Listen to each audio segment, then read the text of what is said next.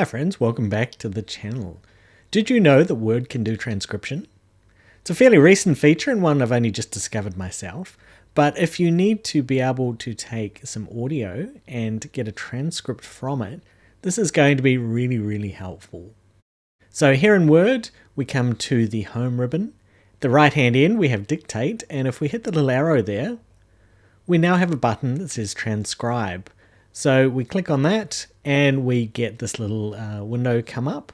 And so all we need to do is upload our audio file and it will take a transcription for us. So we'll hit upload and select our file. Now, depending on the size of your file, will take a different amount of time.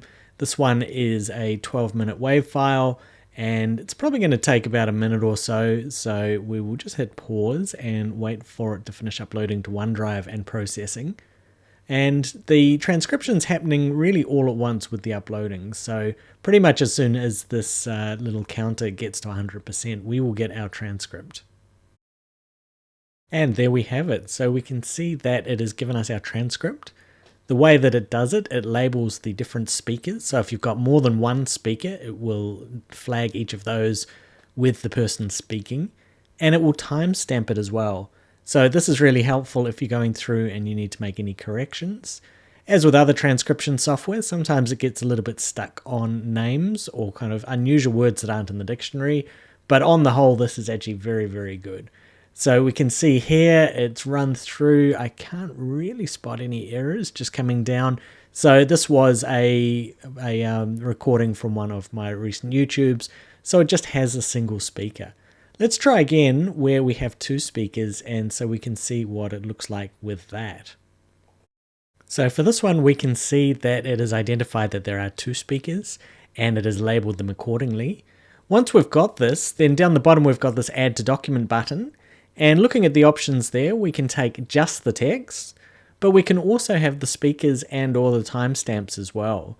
So if we're doing something like an interview transcription, having the separation of the two speakers is really helpful. We can do a find and replace speaker 1 and 2 with those people, or if it is some sort of qualitative research, whatever we decide to call those particular participants. And we've got our transcript there, so really nice and easy. Still need to test this a little bit more. I haven't tried it within a noisy environment or with particularly challenging accents. I also haven't tried it where there is perhaps people speaking with a bit of overlap, so kind of at the same time. And I haven't tried it where the people have very similar voices.